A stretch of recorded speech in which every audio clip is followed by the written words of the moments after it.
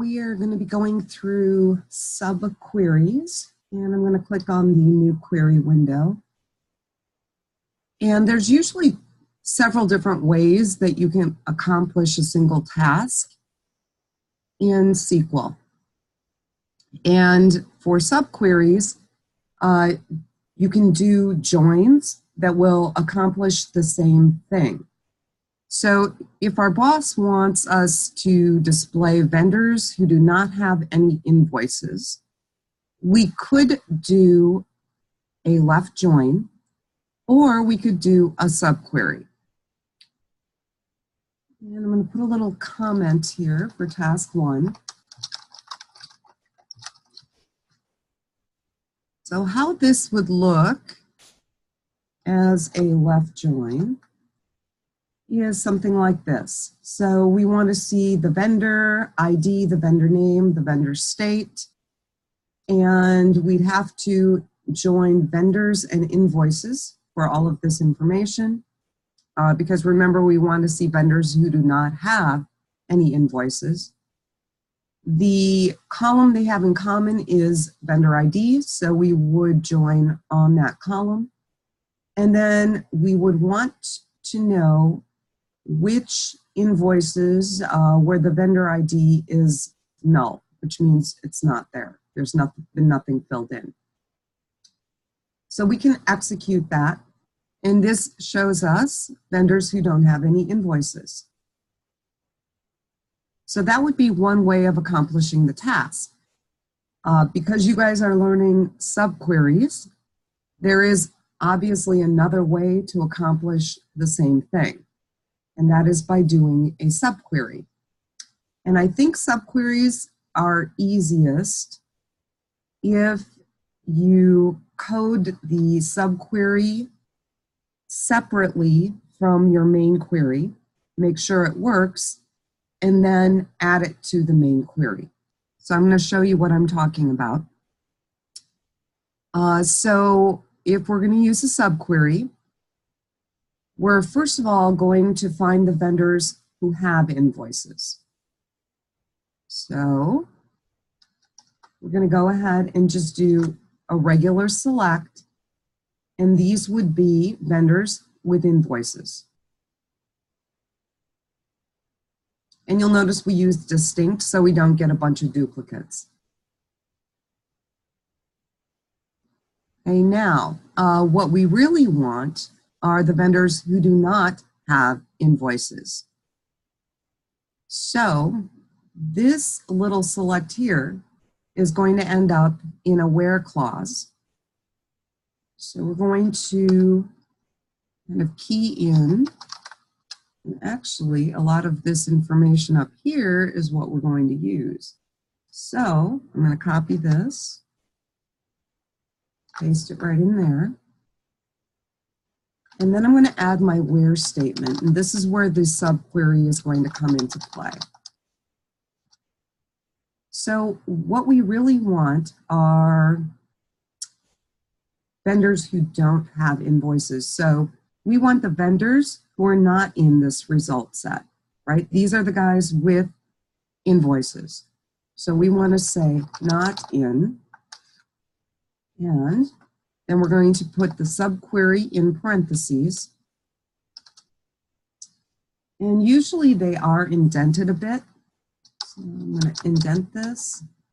So we've got use AP. We're going to show ID, name, and state from vendors where the vendor ID is not in this result set. And that'll give us the people who do not have any invoices. So we are going to get a different list of vendors than we had before.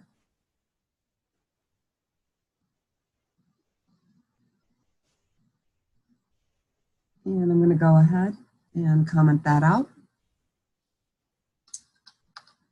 And I know subqueries are a little bit different. It's a different way of thinking about doing your query.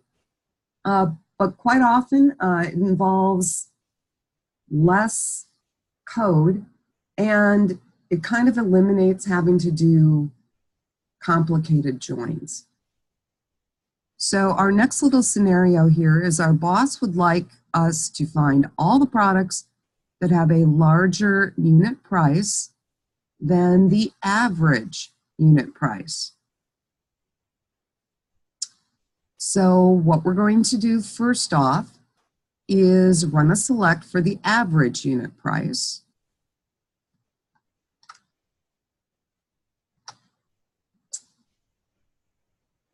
Okay, and that gives us the value. And now we want to know what products have a unit price that is bigger than that. So we're still going to use Northwind, and we're going to select product ID, product name, unit price. That's all coming from products. Where, and we want to check unit price to see if it's greater than the results of this subquery. So we're going to check unit price to see if it's greater than, and the subquery always has to go in parentheses.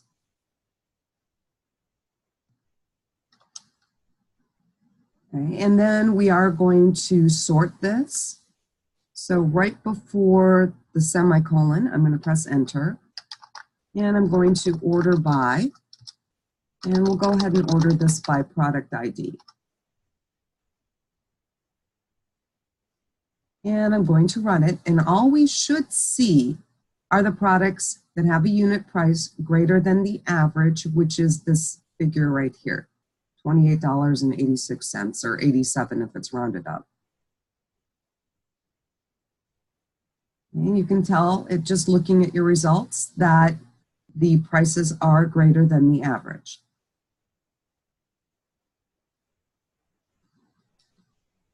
And as you can see, quite often the where clause does include a subquery, especially if you're using an aggregate function like this. That's done quite often. And we're going to move our closing down.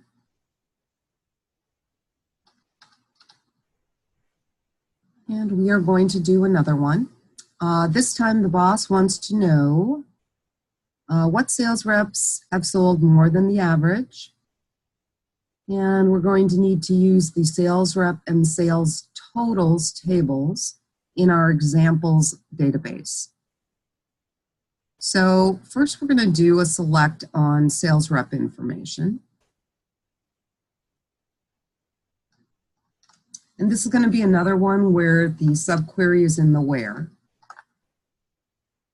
So we're going to use examples. We're going to pull in the rep ID, first name, last name, the sales total, and their total for the year. So in order to do this, we do have to join sales reps and sales totals, and we're going to join them on the rep IDs in the respective tables. So these are the values that we are looking at. And so this is another one where we're going to have to add a where clause, and we're going to create a subquery in the where. So after our from, before the semicolon, I'm going to press enter. And what I want to check is the sales total. So I'm going to key in sales totals, which is my table, dot sales total, which is my column, greater than, and now I'm going to, in parentheses, key in select the average sales total, which is the average of that column, from sales totals, which is my table.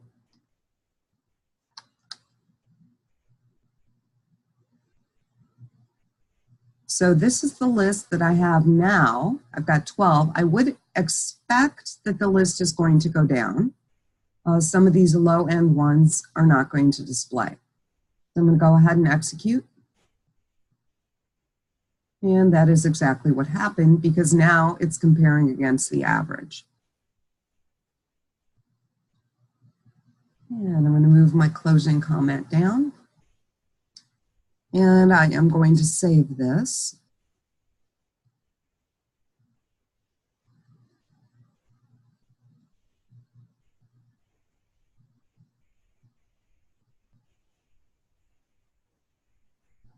And I will call it Chapter 6, Textbook Assignment.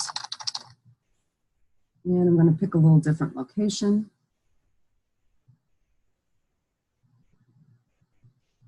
And the next video will show you how to complete task 2.